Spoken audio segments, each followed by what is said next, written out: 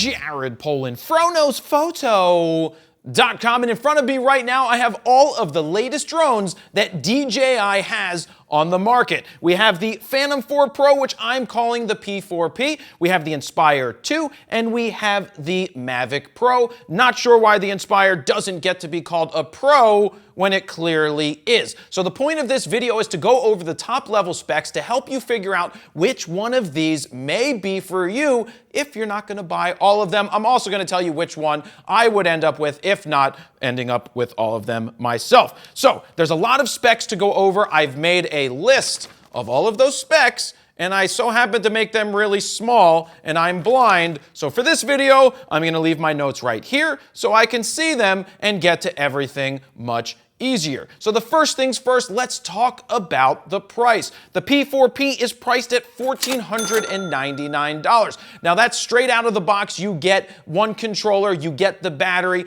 or they also offer a Phantom 4 Pro Plus, which gives you a controller with a screen built in, and that's $1,799. Now moving on over to the Inspire 2, it's priced at $2,999. So for $3,000, you get everything you need to fly, but you can't take pictures because it doesn't come with a payload for $3,000. If you want to pick up the version with the payload with the X5S, it's $3,000 more. You're going to be spending $59.99 for that, or you could also purchase a X4S, which we'll talk about a little later on. Now, the Mavic Pro is priced at $999, or you could buy it as a kit for $12.99, which comes with extra batteries and this beautiful 1980s Casio style case that you can carry over your shoulder. I personally bought this one right here, and I got the kit myself because I wanted the extra batteries. Now let's talk about size and weight. As you can see right here, they vary in size from really, really small to really, really big to something in between. You know, kind of like those Berenstain Bears people, even though that's not what it was about. What do we have here? The P4P, 3.1 pounds. The Inspire 2 weighs in at 7.25 pounds with no payload attached, and the Mavic Pro weighs in at 1.62 pounds. So obviously you can tell which one is the heaviest and which one is the lightest. So keep all of this in mind when you're trying to decide which one is for you. Now let's look at the prop sizes. Man, oh manowitz, are the props from the Inspire 2 absolutely gigunda huge. They are absolutely much bigger than my Then you can see you have more of a medium-sized prop with the P4P and a smaller foldable prop that comes with the Mavic Pro. So absolutely huge props, like mad props, go out to the Inspire 2 for the size that they are. Now let's talk about the battery sizes and prices. The P4P, you can get a battery for $169. Now that's pretty expensive, but don't forget you could also use the P4 battery. You'll just get less flight time. So the flight time with the new battery, 30 minutes. The flight time with the old battery, about 28 minutes. Now the cost of the battery for the Inspire 2 is $159. You'll get about 25 to 27 minutes with the X5S in optimum flying conditions. And also one other thing that the Inspire 2 does, it has a built-in heater that's going to go ahead and self-heat the batteries in cold environments for when you are flying. The Mavic Pro, $89 for a battery. You're gonna get 27 minutes flight time in the optimum flight conditions. So do they come with cases? Well, actually, you've got the P4P comes with its medium-sized case. You've got the Inspire 2 comes with a much larger case, still made out of foam. And if you buy the kit version of the Mavic Pro, you get that awesome, let me show it to you again, Casio-style 1980s shoulder bag, which is actually pretty ugly. But it's worth having because it fits everywhere I need it to go. Now let's talk about the remote sizes. Now the remotes of the P4P and the Inspire 2 are very similar in size. If you want to pick up a second remote for the Inspire 2, because you can have two remotes, one for somebody flying and one for somebody controlling the camera, it's an extra $549. And the Mavic Pro's remote is this new cool little remote control with a nice little readout screen that's actually pretty cool to hold. You can even pop out the thumb controller so you can fit in your pocket. Just don't lose them, because if you do,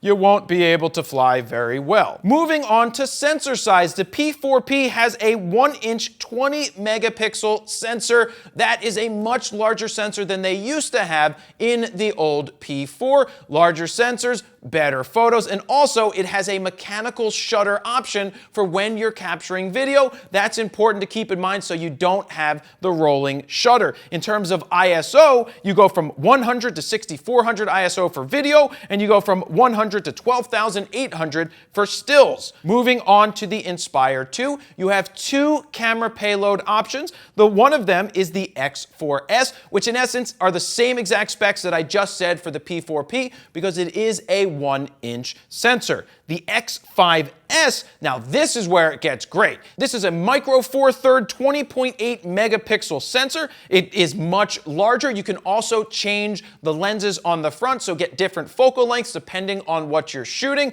And it goes from 100 ISO up to 25,600 for both video and for stills. The quality of video that you're going to get out of something like the Inspire 2 is going to be far superior than what you're going to see out of these other two on the outsides. There's always trade-offs. We'll keep talking about that when we move on. Actually, there's a third camera option. Actually, it's not even an option. It's just built into the Inspire 2. It is a FPV camera for if somebody wants to put on the VR goggles and go ahead and fly. That's right here in the front. That is something cool that you will find on much higher end drones. It's built into the Inspire 2. So moving on to the Mavic Pro, you have a 1/2.3-inch 12 megapixel sensor. So you have a smaller sensor. There's always that trade-off. Would I like to have a 1-inch sensor in this camera? Absolutely. Would I like to have a micro four thirds camera inside of this drone?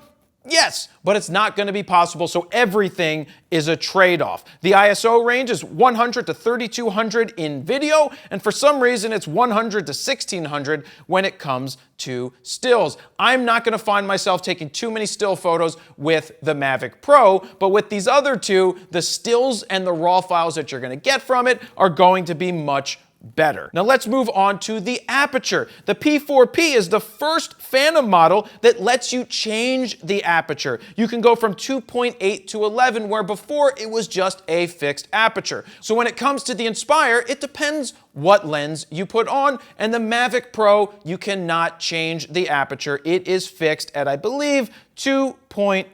So now moving on to codecs, the P4P has H.264 as well as H.265 in DCI 4K. The Inspire 2 also does H.264, H.265, or Cinema DNG and Apple ProRes at 5.2K with the X5S. And if you have the X4S on there, you get your 4K, but it says it will oversample it to 5.2K as well. And then moving on to the Mavic Pro, it's H.264 with the DCI 4K. So what about the media? What is the storage that you are saving your videos on? P4P is a micro SD card. Moving on to the Inspire 2, you have two options. It will take a micro SD card, but it also takes one of these bad boys. This is a Cine SSD. Now this one's absolutely humongous, not in the way of size, but it stores 480 gigs. The reason you would use something like this is if you are recording in the higher res codecs, you're gonna need to move the data to something that's as fast as this bad boy. And then moving on to the Mavic, you take a micro SD card as well. Obstacle avoidance, that's a new thing in drones that has gotten so much better.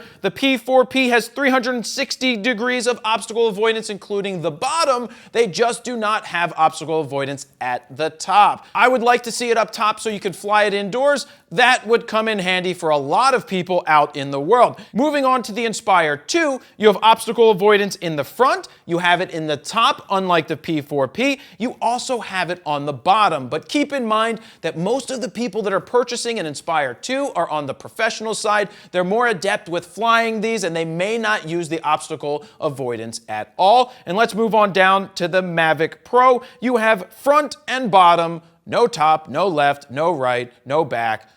It's not the best, but it's there, so it's also good to have just in case you run it into something like a fireplace.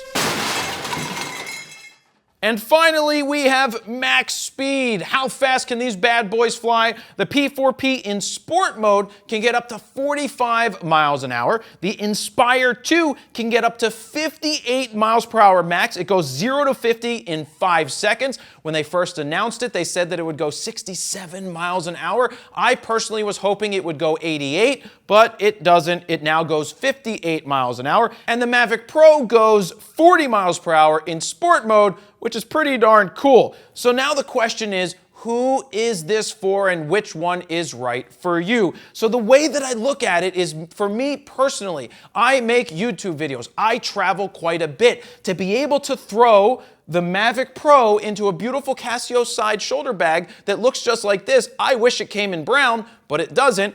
It's just so much easier to fly with. It's compact. The video quality may not be as good, or probably isn't as good as the P4P, and definitely not as good as the Inspire, but to take it with you anywhere you go in the world is absolutely incredible for the price and the size. So keep that in mind. Now look at the P4P.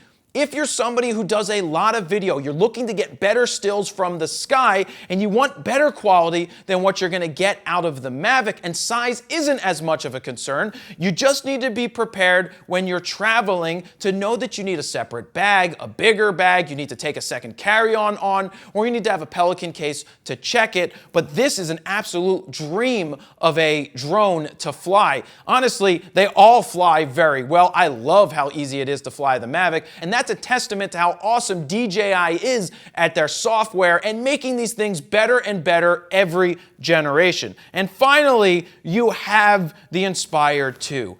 If you are a filmmaker, if you are somebody who makes money out there in the world, making videos, making films, this may be the option for you. Of course, if you can afford it, there's no reason why you wouldn't want to get it, but keep in mind there's a lot of extra accessories that go into it. You need bigger storage devices, you need to get different lenses for the payloads, so you have to take all that into consideration. So for me, if I had to choose two of them right here, I'd probably pick the Inspire 2 because we want the best of the best of the best with honor, sir, even though it's much larger, and then I would have a Mavic as a backup because it kind of looks like that this one birthed that one, right? It looks like it just fell right out of there, and that's what you're left with. I almost forgot, there's one other test I want to do, and for that test, I have to come around here just a little bit, and we have to try it. It's called the wind tunnel test.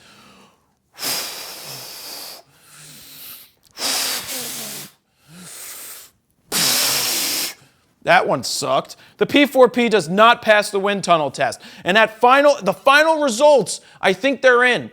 I honestly think the Mavic's better because the wind blows around it and over it much better than it does the Inspire. So if you were waiting to hear who got the wind tunnel test, it's the Mavic, and that's the one you should buy if you care about the wind tunnel test. The last thing I want to say is I would love to see you like this video as well as leave a comment down below with which one is for you. If you could only choose one of them, which one is for you and why? Don't forget to subscribe to me on YouTube. And one last thing, don't forget to have your pets spayed or no, wait, that's not right. Don't forget to fly responsibly. Make sure you know the FAA regulations before you go out and fly your drones so that you're protected and everybody else around you is protected and flying safe as well. So I hope you like that comparison video. I want to know which one you would buy and why. Leave that down below in the comments. And that is it. Jared Polin, FroKnowsPhoto.com.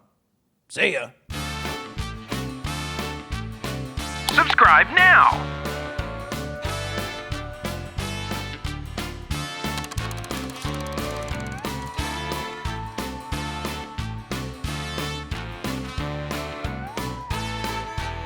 Watch this video.